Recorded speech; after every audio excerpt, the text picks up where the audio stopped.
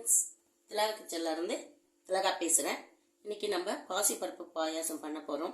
அதுக்கு தேவையான பொருட்கள் வச்சுருக்கேன். தேவையான பொருட்கள் பாசிப்பருப்பு, வெல்லம், தேங்காய், முந்திரி திராட்சை, ஏலக்காய். பாசிப்பருப்பு நம்ம ஒரு கப் எடுக்கிறோன்னா 2 கப் வெல்லம் எடுத்துக்கோங்க. தேங்காய் பால் அதே மாதிரி 2 கப் எடுத்துக்கோங்க. இந்த பாசிப்பருப்பை நம்ம வறுத்துக்கலாம். கடாய் சூடு பண்ணி வச்சுருக்கேன்.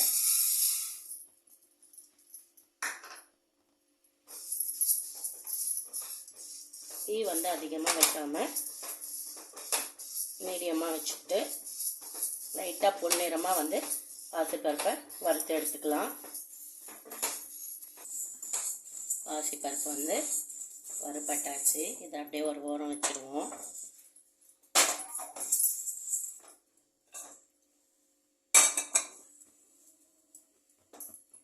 வெல்லத்தை நம்ம ஃபில்டர் பண்ணி எடுத்துக்கலாம். 1 கப்பு பாசிப்பருப்புக்கு 2 கப்பு வெல்லம் வச்சுருக்கேன். வெல்லம் கரையட்டும்.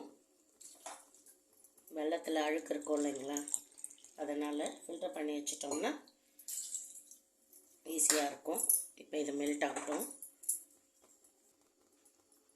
பாசிப்பருப்பு ஒரு 3 முறை நல்லா அலசி வேக வச்சிடலாம்.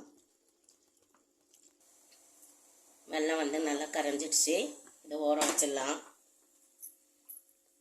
பாசிப்பருப்பை நல்லா கழுவிட்டு 1க்கு 3 நம்ம எந்த அளவில் எடுக்கிறோமோ அந்த அளவு தண்ணி வச்சு ஒரு 2 விசில் வச்சு வேக வச்சுக்கலாம்.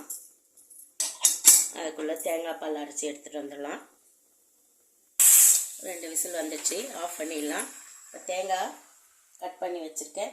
தேங்காயோடவே ஏலக்காவையும் போட்டு நம்ம தேங்காய் பால் அரைச்சிக்கலாம். கடாயில் நெய் ஊற்றி வச்சுருக்கேன். சூடாகட்டும். முந்திரி திராட்சை தேங்காய் பால் எடுத்து வச்சுருக்கேன். தேங்காய் இந்த மாதிரி குட்டி குட்டியாக கட் பண்ணி வச்சிங்கன்னா டேஸ்ட் ரொம்ப நல்லாயிருக்கும். திருகி போடுறத விட இந்த மாதிரி குட்டி குட்டியாக கட் பண்ணிவிட்டு அதை நெய்யில் வறுத்து போடும்போது ரொம்ப சூப்பராக இருக்கும். நெய் காயிட்டோம். நெய் காஞ்சிடுச்சு. முந்திரி திராட்சை வறுத்து எடுத்துக்கலாம். முந்திரி கொஞ்சம் செவந்த உடனே திராட்சை போட்டுக்கலாம்.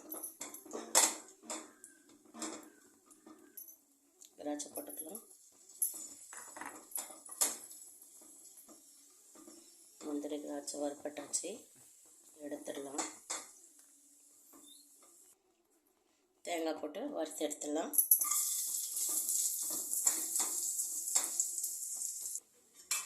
தேங்காய் வறுப்பட்டாச்சு. எடுத்துக்கலாம்.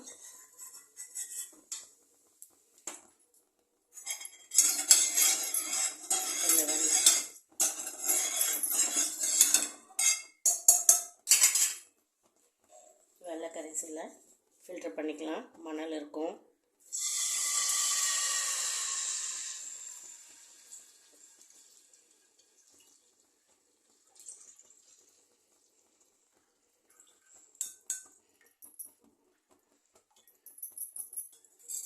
அந்த பருப்பு லைட்டாக மிக்ஸ் பண்ணிக்கலாம்.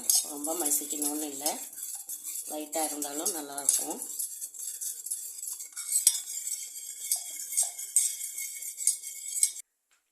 இப்போ இதை ஊற்றிடலாம்.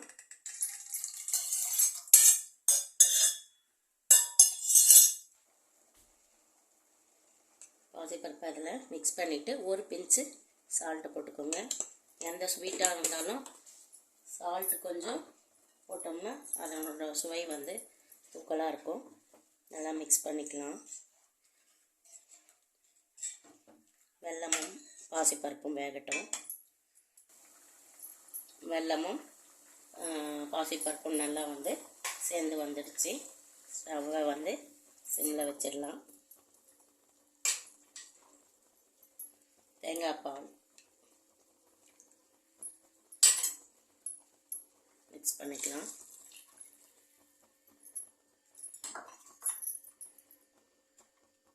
ஒரு கொதி வரட்டும்.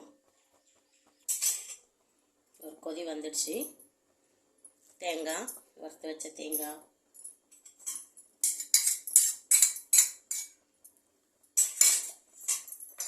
முந்திரி திராட்சை,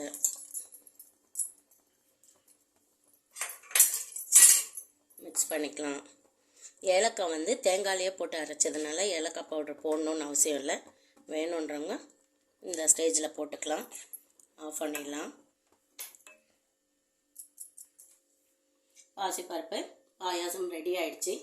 இந்த வீடியோ யாருக்கெல்லாம் பிடிச்சிருந்தால் லைக் பண்ணி ஷேர் பண்ணி கமெண்ட் பண்ணுங்கள். ஓகே, பாய்.